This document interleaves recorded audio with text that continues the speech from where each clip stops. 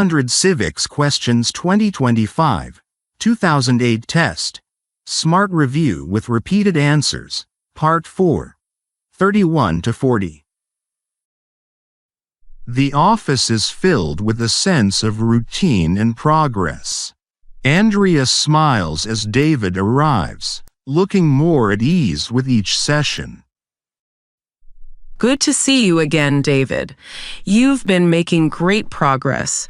Your answers are getting quicker and more confident.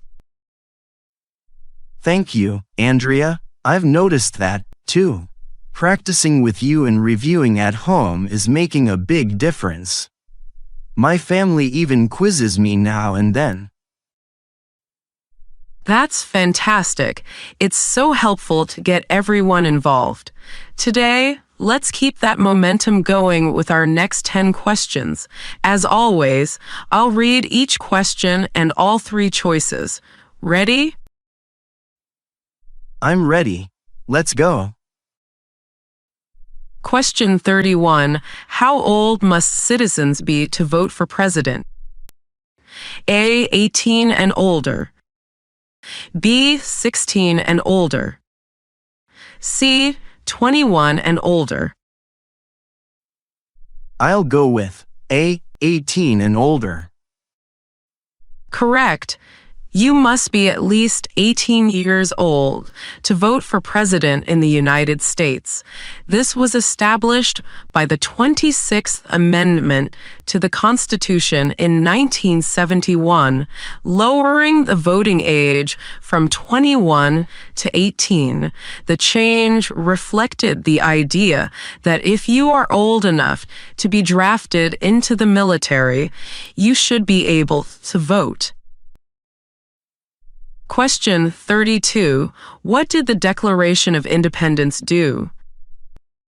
A. It created the first U.S. bank.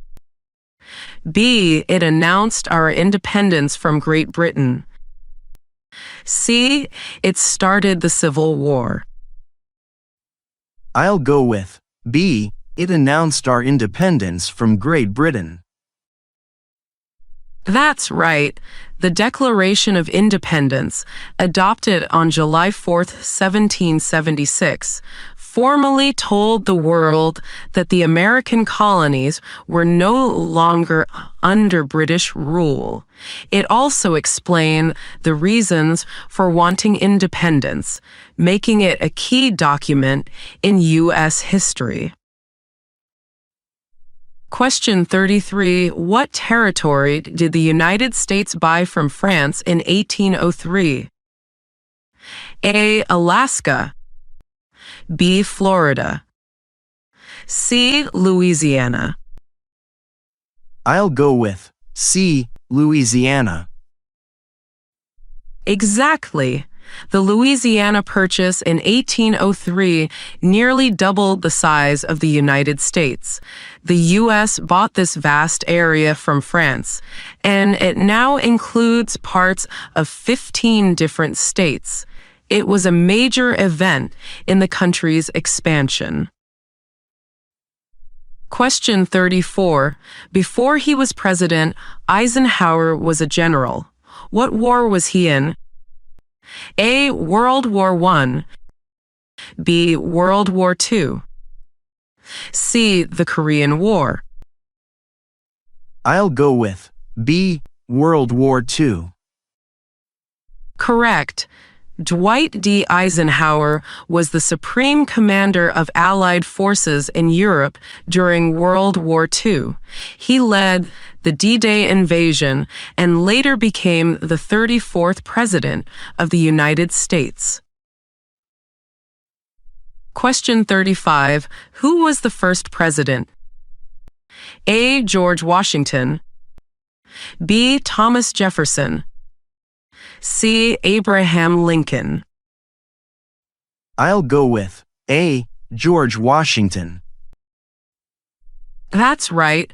George Washington is called the father of our country because he was the first president of the United States, serving from 1789 to 1797. He led the nation through its founding years and set many important precedents. Question 36. What are two rights of everyone living in the United States? A. Freedom of speech and freedom of religion. B. The right to vote and the right to bear arms. C. Freedom of the press and the right to drive. I'll go with A. Freedom of speech and freedom of religion. Exactly. Freedom of speech and freedom of religion are two fundamental rights for everyone living in the U.S., not just citizens. They're guaranteed by the First Amendment and are part of what makes America unique. These freedoms allow people to express themselves and practice any religion or none at all. Question 37. What is one right only for U.S. citizens? A. To serve in the military. B. To vote in a federal election. C. To have a job. I'll go with B. To vote in a federal election. Correct. Only. U.S. citizens can vote in federal elections, like those for president, senators, and representatives. This right is an important responsibility of citizenship and helps ensure that government reflects the will of the people. Question 38. What is the capital of the United States? A. Philadelphia. B. New York City. C. Washington, D.C. I'll go with C. Washington, D.C. Exactly. Washington, D.C. is the capital city of the United States.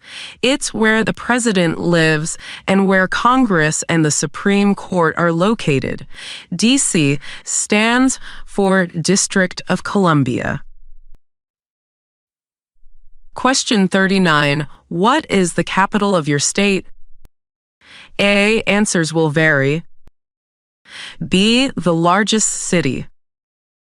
C. The state's oldest city. I'll go with A. Answers will vary. That's correct. Each state has its own capital where the state government is located. For example, the capital of California is Sacramento, while the capital of Texas is Austin. It's important to know your state's capital for the interview. Question 40. What ocean is on the west coast of the United States? A. The Atlantic Ocean. B. The Indian Ocean. C. The Pacific Ocean. I'll go with C. The Pacific Ocean. Correct. The Pacific Ocean borders the entire west coast of the United States, from California up to Washington and Alaska. It's the largest ocean on Earth and played a big role in U.S. exploration and trade. Excellent work, David. You answered these questions quickly and clearly. Did you find any of these questions challenging, or did any stand out as easier?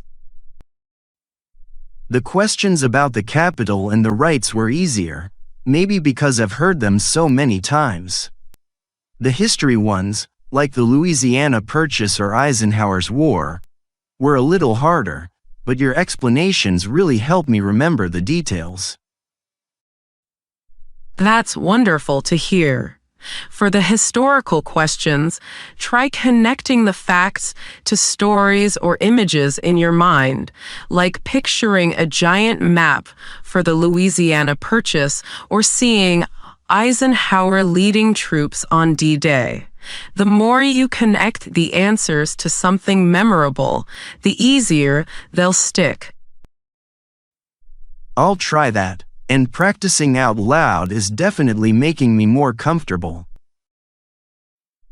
I can tell your answers are clear and confident.